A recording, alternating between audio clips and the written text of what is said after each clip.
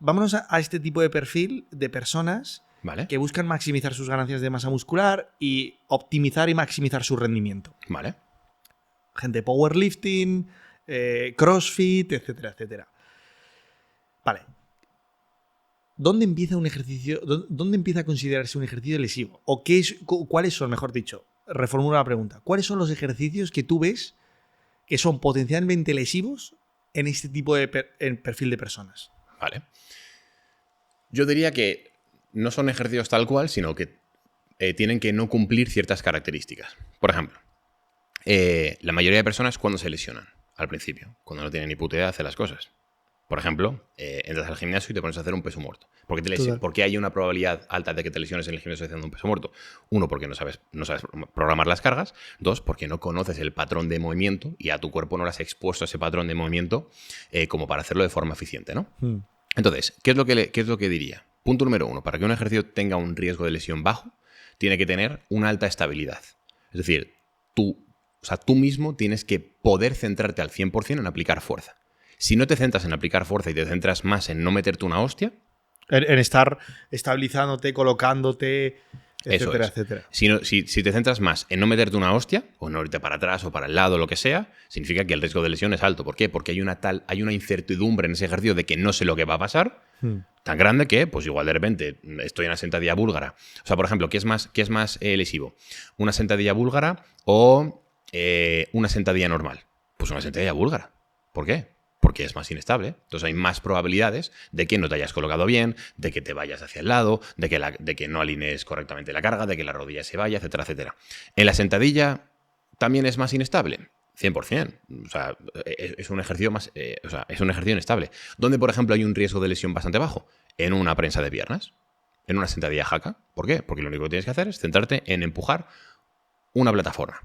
Salvando las distancias de que te tienes que colocar bien, tienes que apretar correctamente, etcétera, pero se entiende que estás en un contexto muy, pero que muy estable y que te puedes centrar única y exclusivamente en apretar, en empujar. Entonces, todos los ejercicios que no te permitan centrarte en empujar tienen un mayor riesgo de lesión. Es decir, que yo tendría que estar haciendo el press de banca casi literalmente como si fuese una multipower. Es decir, como si estuviese, o sea, prácticamente centrándome en que la barra suba y baje. Claro, o sea, si quieres maximizar las ganancias, 100%.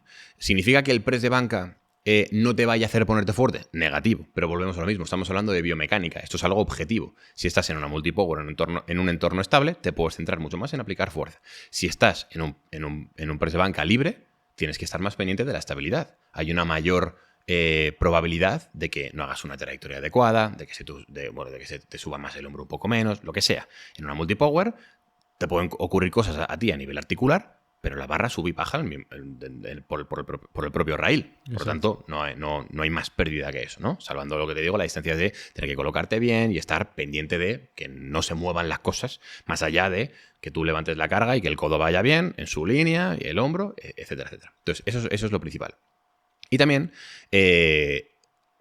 lo que yo te diría que aumenta el riesgo de lesión es que cuantas más articulaciones metas en la ecuación, más complicado es a nivel técnico. Es decir, si yo te digo qué complejidad técnica tiene unas extensiones de rodilla en máquina frente a una sentadilla, pues obviamente se entiende que la sentadilla es 1000 veces más complicada.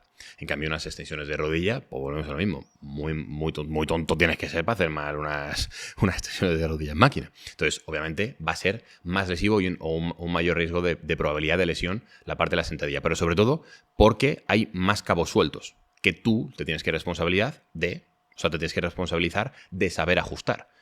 Ya sea coordinar correctamente la rodilla con la cadera, tener una buena movilidad de tobillo. Entran en juego muchos más factores que, si no vas haciendo check en todos esos factores, cada factor que no haces check es un poquito más de riesgo de lesión. No significa que te vayas a lesionar, pero es un poco más de riesgo. Entonces ahí es donde yo haría un poco la distinción. Entonces, ¿hay ejercicios que tú veas que son imprescindibles para estas personas o que sean no prescindibles?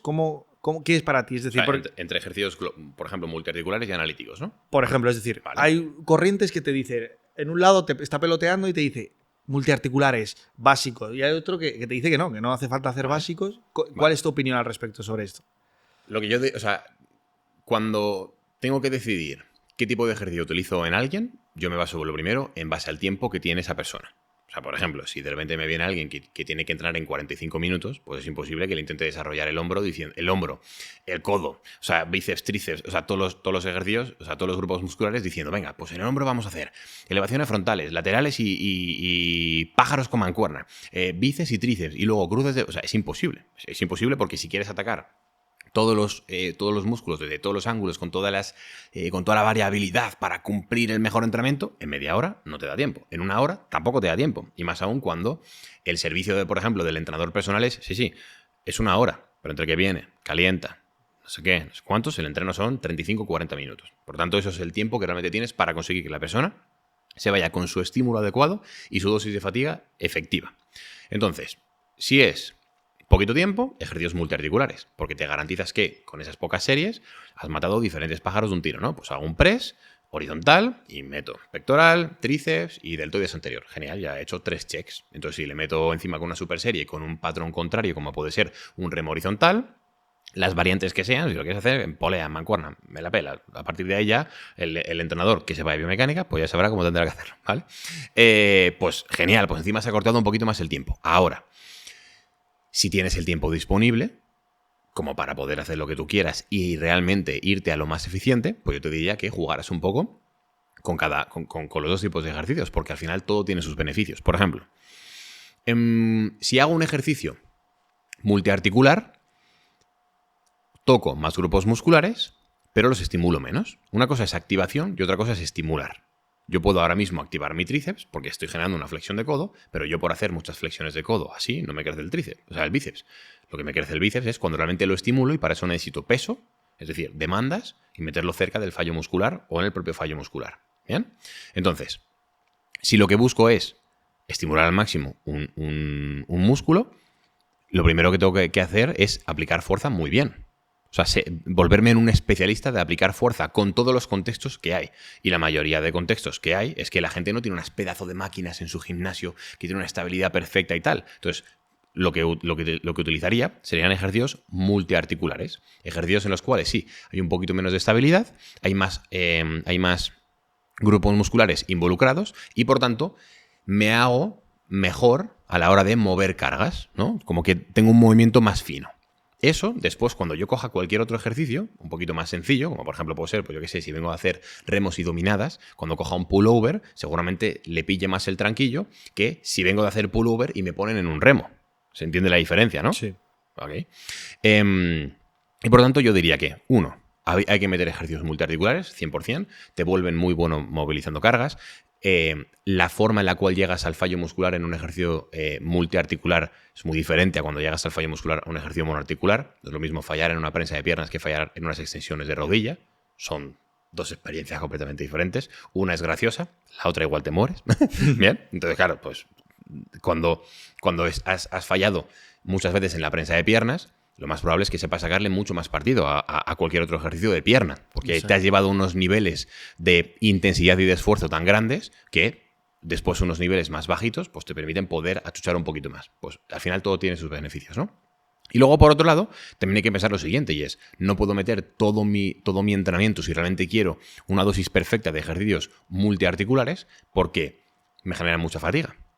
Y sobre todo, hay grupos musculares que seguramente no se hayan estimulado tanto en esos ejercicios tan globales que sí que necesiten un poquito más de estímulo localizado. Y por eso nos vamos a los ejercicios monoarticulares, que son pues, los famosos curl de bíceps, de elevaciones laterales, pues ejercicios, digamos, en los que solo se mueve una articulación o se involucra muy poca masa muscular. Esos ejercicios tienen algo muy bueno, y es que estimulan mucho, pero fatigan poco.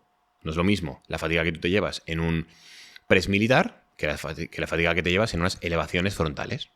Para nada. No tienes que movilizar mucho peso, no tienes que movilizar muy poquito peso. Por lo tanto, al final cada cosa tiene su juego. Entonces, lo que sí que me gustaría que se entienda es que los entrenadores somos dosificadores de fatiga. O sea, para que te hagas una idea, la primera clase también del máster, cuando hablo de esto con los alumnos, les digo, tíos, sois entrenadores, 100%, pero sois un dosificador, sois un jabón. Entonces, de repente viene Mariloli, le duele la cadera y dices, vale, pues como te duele la cadera, hoy una dosis. Se la pones aquí, una dosis de fatiga para la cadera, se la echa con sus ejercicios que estimula de puta madre, pero esa fatiga un poquito la cadera y como el hombro está de puta madre, pues le das 3. Ah, genial, pues al hombro le vamos a meter un poquito más de caña. Ahora te viene mañana un tío que va a competir en culturismo y que está perfecto y que le tienes que cincelar el deltoides lateral para que tenga una amplitud clavicular de puta madre y una sensación de torso en tal, vale, pues entonces a ese tío le vas a decir, muy bien, pues ¿cuántas dosis de fatiga te voy a meter en el hombro? Pues un puñado, pero como tengo que especializarte en el hombro, tengo que bajarle las otras dosis al cuádriceps, a no sé qué, a no sé cuánto. Entonces al final el entrenador tiene que ser consciente de, tiene que saber ajustar todas las herramientas que tiene a nivel de programación, selección de ejercicios, progresión de cargas, estrategias, tempo, en cuanto bajo, en cuanto subo, si hago paradas, si hago no, porque cada decisión que tomas en el entrenamiento afecta absolutamente todo. Y te voy a poner un ejemplo muy sencillo para que se entienda. ¿Tú cuántas series haces de pectoral a la semana? Hago 2 sesiones, 8 series por cada sesión, 16. 16. Vale. Ahora, imagínate que te digo que cada una de las repeticiones que haces de pectoral, independientemente del ejercicio que hagas, en cada una de esas repeticiones tienes que hacer una excéntrica de 6 segundos. ¿Bien? O sea, vale. 16 series no son iguales. No son iguales, Claro. pero solo he cambiado una cosa. De hecho, he cambiado una cosa que para cualquier persona es una tontería y es la excéntrica. No te he puesto ni más repeticiones, ni menos. No, te he dicho que lo mismo con 6 segundos. ¿Qué pasa? Punto número 1. No vas a poder levantar tanta carga. Vas a tener que reducirla. ¿Vale? Entonces, a nivel articular, por ejemplo, tus articulaciones ya no se van a llevar tanta carga mecánica. Ah, pues igual si te duele el hombro, meterte 6 segundos en el pectoral, igual incluso hasta te viene de puta madre. ¿Se entiende, no? Siguiente punto. Una excéntrica más larga va a generar un mayor daño muscular. Es decir, vas a generar unas mayores microlesiones, microroturas en el músculo. Por tanto, sí, vas a tener un poquito más de estímulo, pero también un poquito más de fatiga. ¿Eso qué significa? Que si tú haces 2 sesiones, y por ejemplo esas 2 sesiones ahora mismo las estás espaciando 3 días, pues yo qué sé, haces el lunes, y de repente haces lunes, martes, miércoles, jueves, descansas, y después haces el siguiente el viernes. Imagínate. Pues igual ahora con esta nueva adaptación de bajar en 6 segundos, igual no te recuperas en 3 días de ese daño muscular, de esas agujetas. Igual necesitas más tiempo. Entonces, como ves, cualquier cosa que cambias en el entrenamiento de alguien va a mover toda la programación por completo. Absolutamente todo. Desde el cuánto tiempo bajas, en cuánto tiempo subes. Y va a cambiar también por completo el tipo de adaptación que haces. No es lo mismo hacer una parada en un ejercicio que no hacerla. Cambia absolutamente todo. La carga que se lleva la articulación, el músculo, si aprovechas más la energía elástica del tendón y por tanto si puedes levantar más carga. Absolutamente todo tiene una consecuencia. Ahora, claro, para saber las consecuencias que tiene cada cosa, tienes que estudiar. Entonces, por eso mismo, en redes y a toda la gente que formamos, a mí me gusta decirle, no te confíes porque un buen entrenador es el que sabe justificar el por qué hace cada cosa. Si cada vez que a una persona le dices, haz el press de banca de esta forma, no sabes justificarlo, ya tienes una tarea que hacer al llegar a casa. ¿Por qué le he mandado eso a esa persona? ¿Qué ocurre cada vez que cambio algo en el entrenamiento de esa persona? A todos los niveles. Si no lo sabes, no eres entrenador. Eres un tarotista. Porque cambias cosas sin saber lo que ocurre.